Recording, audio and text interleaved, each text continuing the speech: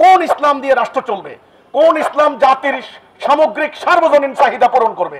আমি মনে করি 8 দল 10 দল ইসলামী আন্দোলনের বা ইসলামী দলগুলির উচিত হবে একটা ইসলামের প্রকৃত রূপরেখা, সার্বজনীন কমন রূপরেখা তুলে ধরার জন্য। এটা হলো তাদের। এখন আপনি বলবেন তাদের সাথে জোট, আমি সবার সাথে ঐক্যবদ্ধ হতে চাই। ঐক্যবদ্ধ হওয়ার জন্য তাওহীদ লা ইলাহা ইল্লাল্লাহ মুহাম্মাদুর রাসূলুল্লাহ আমার কোনো আপত্তি নাই। তবে আমি জোট করব না কারোর সাথে। আমি ঐক্যবদ্ধ হব লোহার মতো। জাতি হবে একটা, ইমাম হবেন একজন, কর্মসূচি হবে একটা, দিন প্রতিষ্ঠার আন্দোলনে সবাই মিলে, কোনো সন্দেহ থাকবে না। নেতার উপর বিশ্বাস, নেতাও কর্মীদের উপরে বিশ্বাস। নেতার জন্য কর্মীরা দোয়া করবে, কর্মীরা নেতার জন্য প্রার্থনা করবে। আমি সেই রকম ঐক্যবদ্ধ আন্দোলন চাই। কাজে এই ধরনের নির্বাচনী জোট আমি চাই না। এতে জনগণের কোনো আশা নাই, জনগণের কোনো আস্থা নাই, এবং ওই দলের নেতারাও কিন্তু একজন আরেকজনের প্রতি কোনো আস্থা বিশ্বাস নাই।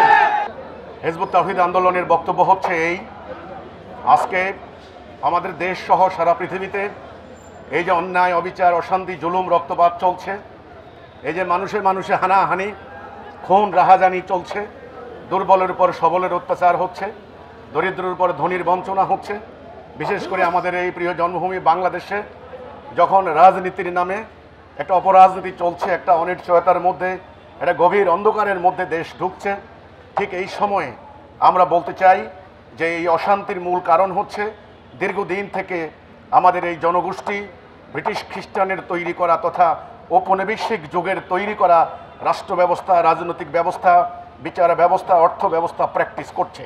অর্থাৎ এক কথায় মানুষের তৈরি বিধান প্র্যাকটিস করছে, যেই কারণে আজ আমাদের রাজনৈতিক অঙ্গনে হানাহানি, অর্থনৈতিক অঙ্গনে অবিচার, বিচারিক অঙ্গনে অবিচার চলছে। আমাদের প্রস্তাব হচ্ছে এই মানুষের তৈরি, গায়রুল্লাহর তৈরি এই ব্যবস্থাকে বাদ দিয়ে আল্লাহর দেওয়া ব্যবস্থা প্রতিষ্ঠা করতে হবে।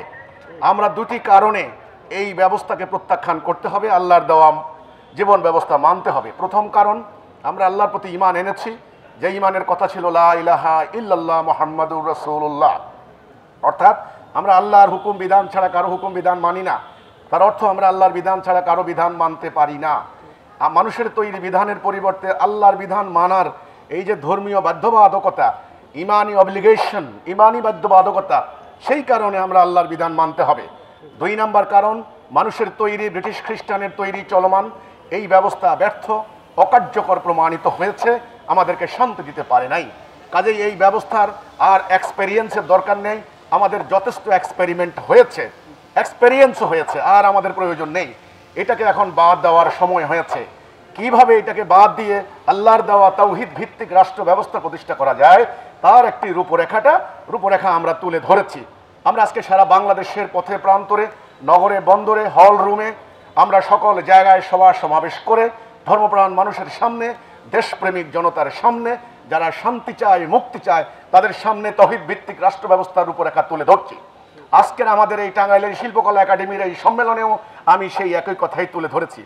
আমি এদেশের সরকার, জনতা, আইনশৃঙ্খলা বাহিনী, শিক্ষাবিদ, সাহিত্যিক, সাংবাদিক সকলের প্রতি সুনির্বন্ধ অনুরোধ করতে চাই, আসুন একটা ঐক্যবদ্ধ জাতিসত্তা গড়ে তুলি। আসুন বিদ্যমান চলমান মানুষের তৈরি ব্যবস্থা পরিহার করে আল্লাহর দেওয়া তাওহীদের উপর ভিত্তি করা একটা জীবন ব্যবস্থা আমরা প্রতিষ্ঠা করি।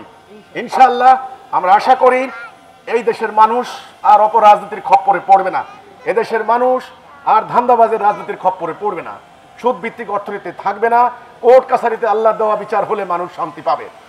এটাই হলো আমাদের দাবি। আমাদের এই ন্যায়সঙ্গত দাবি গণ দাবিতে পরিণত হচ্ছে ইনশাআল্লাহ। এটা জনগণের আশা আকাঙ্ক্ষা, জনগণের চাওয়া।